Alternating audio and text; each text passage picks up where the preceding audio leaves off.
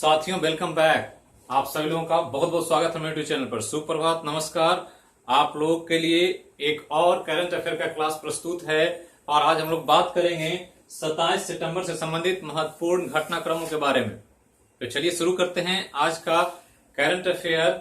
जो क्लास को पहली बार देख रहे हैं चैनल को जरूर सब्सक्राइब करें, लाइक करें और ज्यादा से ज्यादा लोगों को शेयर करें। तो चलिए, पहला एक इंपॉर्टेंट न्यूज है नेशनल आइडेंटिटी स्कीम। ये ध्यान रखना है, नेशनल आइडेंटिटी स्कीम में फेशियल वेरिफिकेशन का इस्तेमाल करने वाला सिंगापुर विश्व का पहला देश बन गया। ये ध्यान रखना है। क्या होता है नेशनल आइडेंटिटी स्कीम? तो जैसे यहां पर आधार कार्ड चल रहा है एक यूनिक आईडी नंबर के तौर पर, उसी तरह से एक राष्ट्रीय पहचान का एक कार्य हर देश में होता है और उसी तौर पर नेशनल आइडेंटिटी स्कीम जो राष्ट्रीय पहचान योजना होती है उसके तौर पर फेशियल वेरिफिकेशन मतलब चेहरे को वेरीफाई करने का काम, कि चेहरा के द्वारा हम पहचान सके अपने देश के सभी व्यक्ति और नागरिकों को।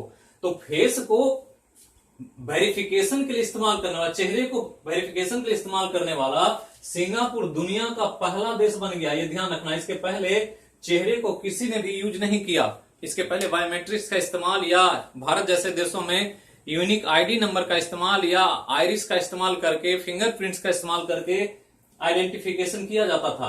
अब यहां पर जो फेशियल वेरिफिकेशन का नया प्रक्रिया शुरू हुआ है उसमें सिंगापुर ने इसको लागू करके दुनिया में एक पहला कार्य किया है। ये ध्यान रखना है। आगे चलें तो 27 सितंबर का करंट अफेयर है। तो 27 सितंबर को विश्व पर्यटन दिवस मनाया जा रहा है। ये ध्यान रखना है।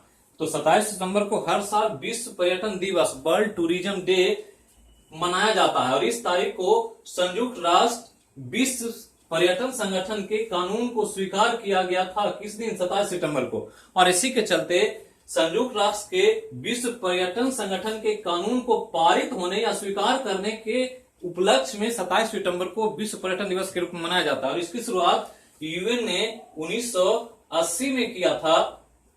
ध्यान रखना, 1980 में किया और ये कानून पारित हुआ था 1970 में 27 सितंबर को। तो ये ध्यान रखना है, 1970 में 27 सितंबर को पारित हुआ था, लेकिन यूएन ने 1980 से विश्व पर्यटन दिवस मनाने की घोषणा कर दिया। तो ये ध्यान रखना है कि 27 सितंबर को विश्व पर्यटन दिवस मनाते हैं और ये मनाने का कार्य 1980 से चल रहा है, जबकि मनाया जाता है 1970 में 27 सितंबर को, जो ये संयुक्त राष्ट्र संघ का विश्व पर्यटन संगठन के लिए कानून पारित हुआ, इसके तौर पर इसको हम सेलिब्रेट करते हैं।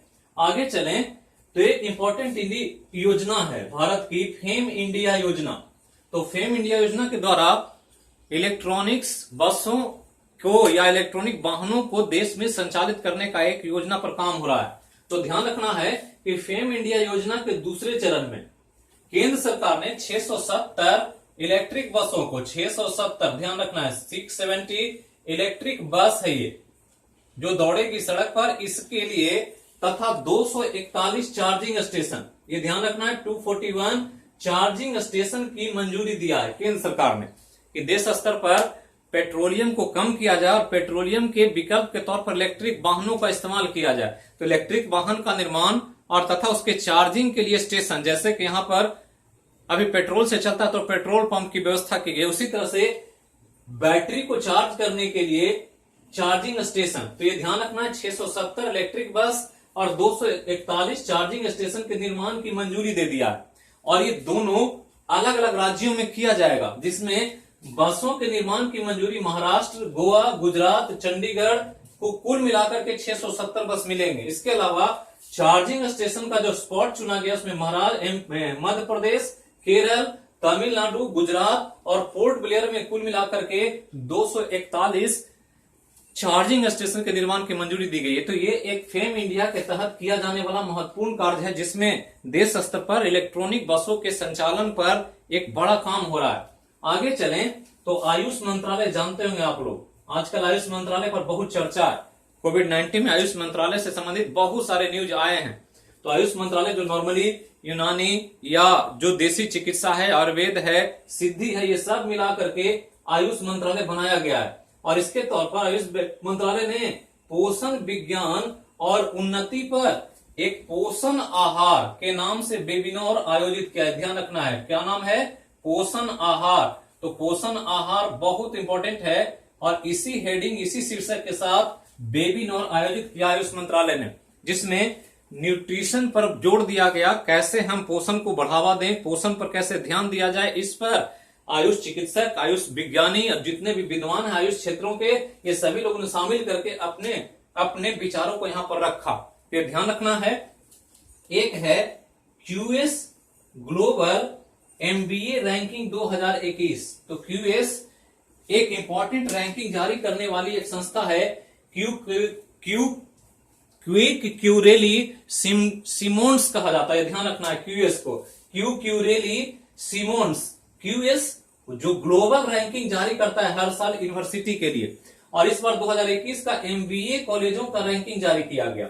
और इस रैंकिंग में विश्व के 50 जो मैनेजमेंट कॉलेज हैं जो एमबीए पढ़ाती है, 50 विश्व के, उस 50 इंस्टीट्यूट में भारत के 2 इंस्टीट्यूट को जगह मिला है, ध्यान रखना है। 2 मैनेजमेंट इंस्टीट्यूट को शामिल किया गया, जिसमें एक आईआईएम अहमदाबाद, इसको टोटल में 31वां स्थान, और आईआईएम बेंगलुरु को 35वां स्थान दिया गया है। 50 से बाहर रैंकिंग की बात करें तो आईआईएम कलकत्ता को 51वां स्थान दिया गया। तो ध्यान रखना है कि जो क्यूरेली सिमोन्स द्वारा जो ग्लोबल एमबीए रैंकिंग 2021 जारी किया गया, उसमें विश्व के 50 मैनेजमेंट इंस्टीट्यूट में भारत के 2 मैनेजमेंट इंस्टीट्यूट को शामिल किया गया है, जिसमें एक आईआईएम अहमदाबाद सबसे टॉप पर है भारत के संदर्भ में, जिसको वर्ल्ड लेवल पर 31वां स्थान है, और आईआईएम बेंगलुरु दूसरे स्थान पर है भारत में, जिसका वर्ल्ड लेवल पर 35वां स्थान है।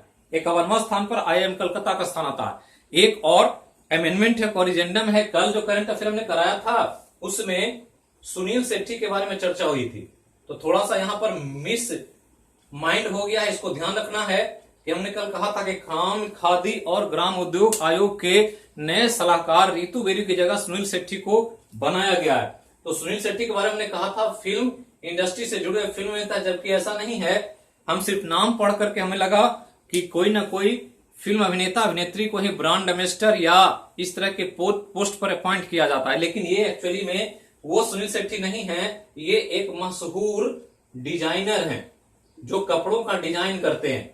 नाम एक होने की वजह से हम कंफ्यूज कर गए और इसकी वजह से हमने थोड़ा सा मिस्टेक करके आपको अभिनेता के साथ जोड़ करके इनको बताया था।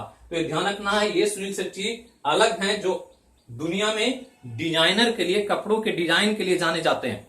तो ये ध्यान रखना है कल के करंट अफेयर से जोड़ करके। तो यही था आज का महत्वपूर्ण करंट अफेयर।